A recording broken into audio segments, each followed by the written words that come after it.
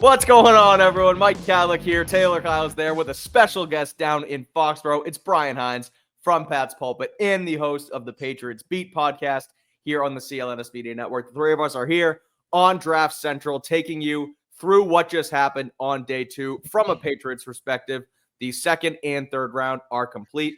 The Patriots come away with three selections: running back TreVeyon Henderson, wide receiver Kyle Williams, and center Jared Wilson. They moved down the board twice as well. Pick up a fifth-round pick for tomorrow, as well as a fourth-round pick in 2026. So we're going to go around the horn here, Tony Reale style, and talk about what we thought of the haul the Patriots received, and then we'll take a look at some of the day three targets the Patriots could go after as the 2025 NFL Draft wraps up. So first and foremost, we'll start with Brian down in Foxboro.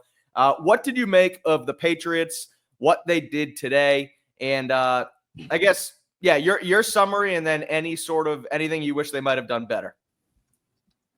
Not too many complaints down here, honestly. I think the big things coming into the day were continue surrounding Drake Maye, build up that infrastructure, and add team speed. That was another big thing on offense, and they really did that. You know, you look at Kyle Williams, TreVeyon Henderson, two guys who run in the low 4.4s. Even Jared Wilson going to the offensive line, a very good athlete, big guy, but a very good athlete. Ran the fastest 40-yard dash among all centers, hit 21 miles an hour, which was the fastest time at the combine among all centers. So, you know, continue to build up that offense. Couple really nice playmakers who I think Josh McDaniels is really going to enjoy. Center, maybe a day one center and your long-term center. And all these guys are really good athletes. Not too many complaints about the day two haul there for the Patriots. I'd say the same. Like, I literally did predict that TreVeyon Henderson was going to be the pick, so I can't say that I'm mad at it.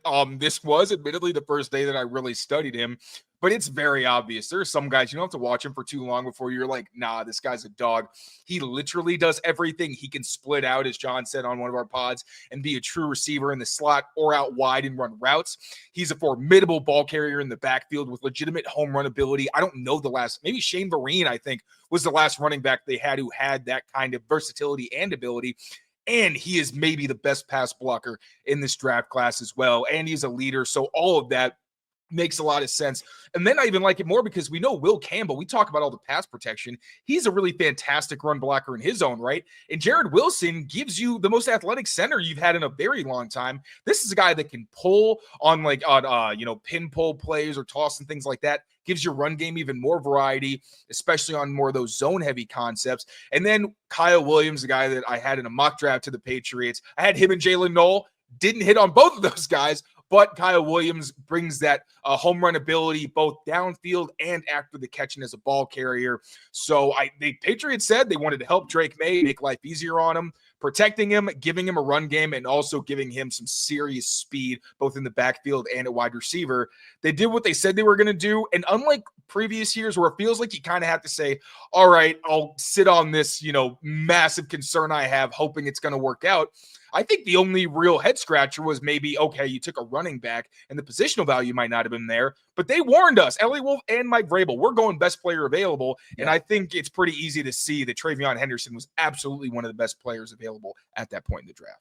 Yeah, I'll just say that as the day went on, the draft kind of got better for me in my mind, I guess, for the Patriots, where I was on that sort of, do we really need a running back this early? But then Elliot Wolf, like you mentioned, after the round when he spoke just a few minutes ago down in Foxboro, said that was kind of their take on it. We just need to find the best player who can help our offense, and that's exactly what they did.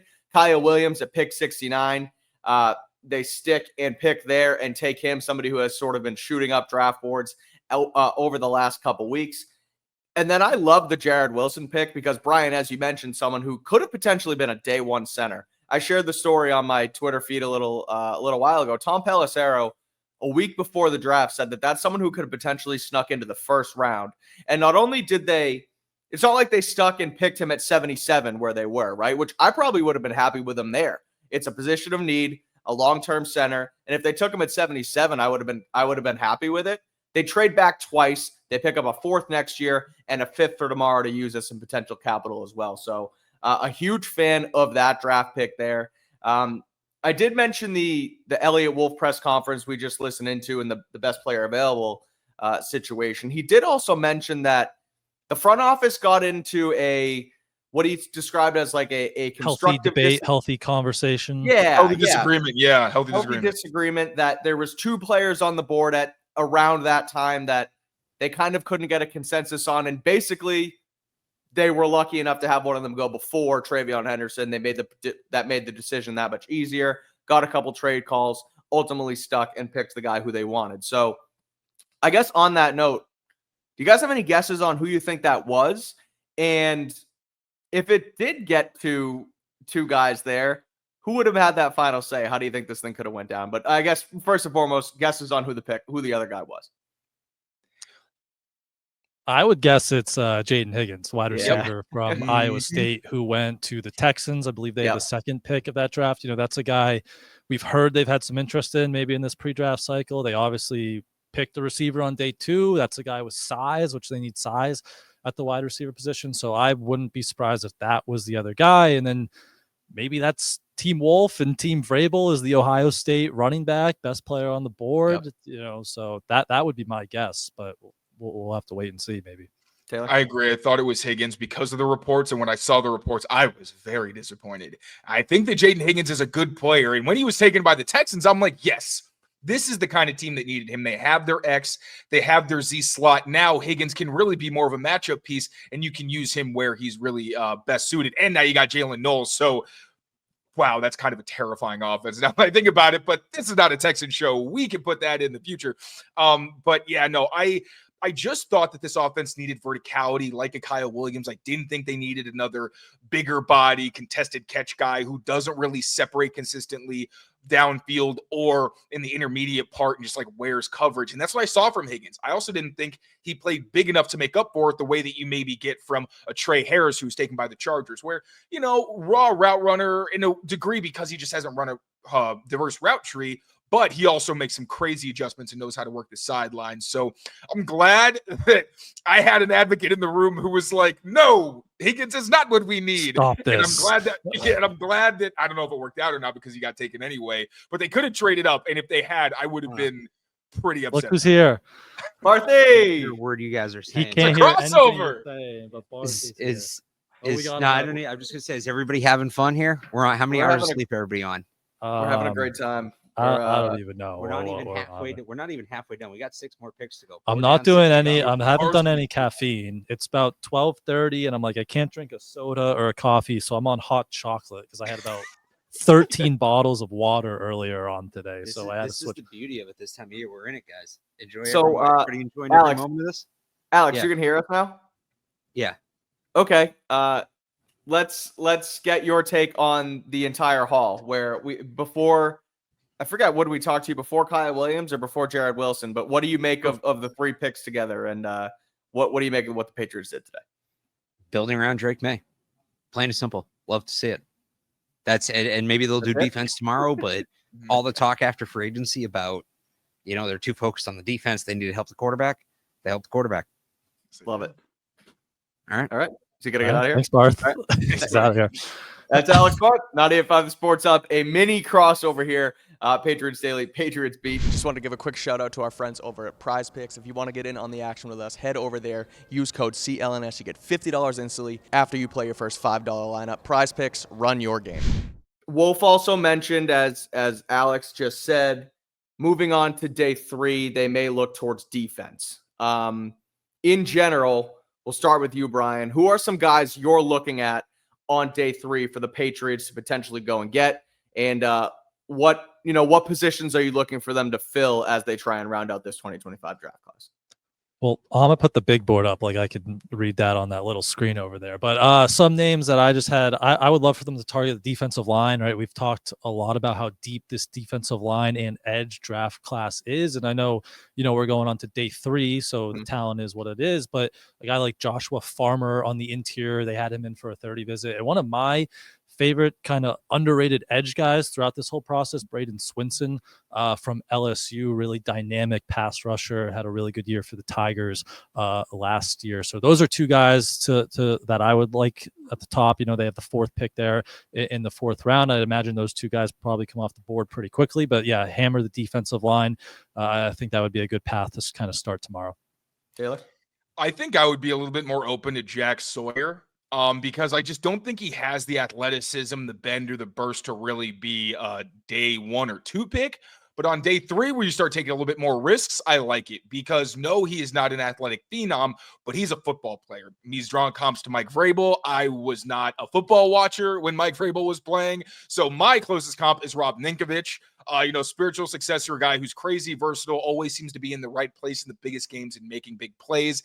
Obviously, we saw what Jack Sawyer did in the playoff run. He's absolutely that kind of player, and it's easy to see why Vrabel could potentially appreciate somebody with his type of play style. Looking at the rest, I like Joshua Farmer. But I know Chad Graff, he mentioned like what they'd want at receiver. Also mentioned a defensive tackle. They'd be looking for more run stuffers because they've got the Milton Williams, they've got Christian Barmore, you've got Keon White, guys that can line up inside and get upfield. Even Jeremiah Farms, who signed a 2-year contract. So if they wanted more of a space eater, I could see Deion Walker from Kentucky, a massive, massive man who I thought disappointed at the Senior Bowl, but a lot of that is technique. Like, he's a massive dude who tends to stand straight up, and like Willie Lampkin really embarrassed him in a rep or two because of that issue, but he's got the physical tools, and obviously Terrell Williams knows what he's doing. So I could see him maybe ironing that out and turning Deion Walker into a force in the middle of the defense. I love CJ West. We talked about him. I think it was with EJ earlier today. So yeah. CJ West, I'm a big fan of. Chris Paul, undersized, but very dynamic linebacker. I'm actually surprised he's still on the board. Then Ty Robinson is more of an outside guy, but who could kick inside. And Jordan Phillips, another interior defensive lineman that I like. Not really as much of a space eater, but he's just a player that I'm a really big fan of personally. So plenty of options on the defensive side of the football here for the Patriots. I think that's probably where they'll focus. They obviously went after, the defensive side of the ball throughout free agency. Clearly hammering offense like they did last offseason, last draft season, rather, on the offensive side of the ball, bringing in a majority offensive class aside from, why can't I think of his name from South Carolina? Marcellus Dial. Marcellus Dial. Thank you. Marcellus Dial. Geez. Well, that's what happens when you draft all offensive guys. But so that's sort of the look ahead for tomorrow. Thoughts in general before we close out on this day 2, and really I want to aim it towards Shedeur Sanders, because I've been obsessed with this storyline throughout the entire day. Whenever we have a down second on the stream, I feel like I have to bring him up. Brian, we haven't spoken with you just yet on the matter because you didn't pop in yet throughout our live coverage. So Shedeur Sanders, as early or as late towards the as like a half hour before the first round started, Ian Rappaport said that there was still a chance he could go 3rd overall. Then everyone sort of waited for 21 with the Steelers. And then all of a sudden he just falls and falls and falls. No one trades in for him. And now he sits here heading into day 3, still not selected. I don't know how much work you did on quarterbacks in general throughout this pre-draft process, but what do you make of the fact that Shedeur Sanders still has not been selected in the 2025 NFL draft? At this point, it's a little surprising. And Elliot just said that an hour ago. But, I didn't think he would go top 10. I knew Pittsburgh, really seemed to like the defensive line class. So I wasn't even too surprised about that. But, I mean, how many times has Cleveland picked now? Like, they've had 4 or 5 day 2 picks, and they just picked Dylan Gabriel, Tyler Shucks off the board.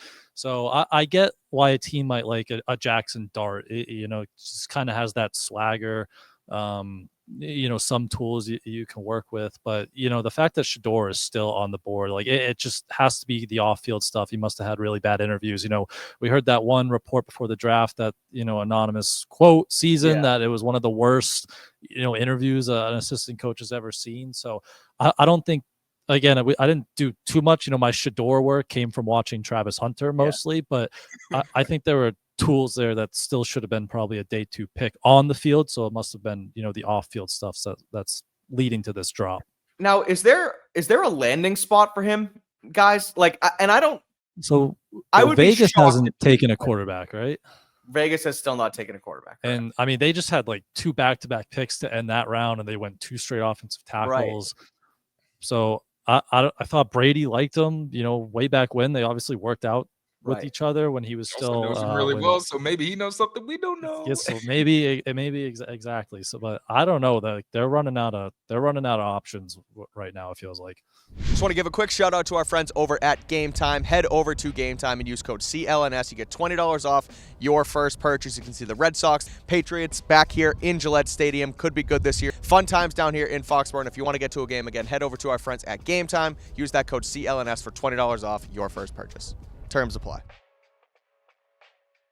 Yeah, like I was saying that I figured the later it got that all of the things we'd heard, and plus, like, you have to take into account that Dion is his father, whether or not he's involved, like, there is a lightning rod that is associated with Shedeur. And the deeper he gets in the draft, it's more like, all right, you're not even going to justify that, right? At this point, I wouldn't be surprised if he went undrafted. The fact that Dylan Gabriel went over him is where I was like, oh no, this is bad. Yeah. I thought they were maybe just like, NFL showing him a lesson, whatever, justified or not. But this really feels like a lot of teams really aren't very high on him to the point where, yeah, if he goes undrafted, I can't be surprised at this point because players that I didn't think I had a hard time watching, like even through the Travis Hunter film, there was no point where I was as frustrated as I was watching Dylan Gabriel at points. And that felt very, very telling. So I guess I'd say, well, maybe the team to watch, but maybe not. Like the Steelers, they still haven't picked a quarterback. They have 4 picks tomorrow, but at this point, like they just picked a running back. Like if they have a lot of exposure to Shedeur, so you figure if they liked him even a little bit, he would have been the pick there in the 3rd round. Maybe they feel differently if that goes to the 4th or 5th round, but I guess that would be the one real team to kind of watch, just because they're still in no man's land in the quarterback world. And that's the thing that's so wild about this whole thing is like when it gets farther and farther throughout the draft, it goes from you bring in a guy to be your starter, then you bring in a guy to maybe compete for the starting job, then it's maybe a backup role, then it's maybe a camp arm, and then it's like when it gets towards day 3, there's less almost incentive to even bother selecting the guy because clearly nobody sees him as somebody that they want to bring in and try and be the face of their franchise, because if they did, somebody would have already taken him. So, I mean, I don't know. I wonder if it's Vegas. I wonder if it's Pittsburgh. That seems like the only 2 places. It's funny, during the live show when Seattle was on the clock, I was like, well, maybe Seattle takes them, but they just re-signed Drew Lock. They signed Sam Darnold to that massive contract, and then they take Jalen Milroe. So they clearly had a thought of a developmental quarterback, and they passed on him. So I don't know what happens, but it's a wild situation, and it's one that you keep coming back to because he's one of the. Go ahead. Once Dylan Gabriel went, you're just like, what is going on right now? Like that was the real one. That was just like, wow, I don't know. And so, who are the other quarterbacks in the class now? Kyle McCord is available. Quinn Ewers is available. Anybody else? Who? Brady Cook. Oh, Brady Cook's the other one. Yeah, that's right. So if Brady Cook goes, then I don't even know. Like, I don't know if Shedeur's going to play in the NFL. Will Howard's still there? He's probably the best quarterback left. Oh yeah. Okay. So we'll see Will Howard versus Shedeur Sanders tomorrow. And there's like decent quarterbacks too, so he could absolutely keep falling. Yeah, Will Howard's good. Kyle McCord, like Riley Leonard, someone might like that skill set. So it'll be an interesting one to follow. Any other shockers, any other surprises through today, or even Brian, we haven't spoken to you much for the weekend. So anything on day 1 that kind of surprised you and throughout the first couple of days?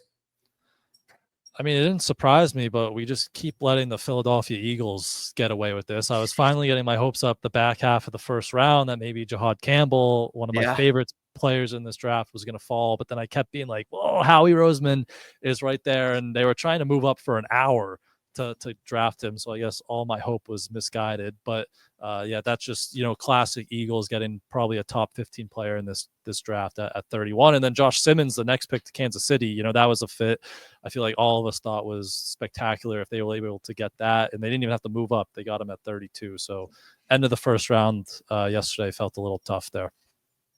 Any we'll close it out with this. The floor is yours. And what is left? What do you guys got going on Patriots Beat for the rest of the week before we get out of here? That is a great question. I didn't know if you guys are going again. Sometimes it's a marathon. Sometimes we are living about minute to minute right now in the draft world. Okay. I don't believe we're going to have what day is even tomorrow? Saturday. We Tomorrow's might be Saturday. back. Today We'll is be back Saturday. We'll be back Fine. Sunday, or today is Saturday. Oh my gosh. You guys do a morning we'll show be- today? You went in the morning today? We did a Friday morning show recapping round 1. You can go Saw see it. that on Patriots Press Pass.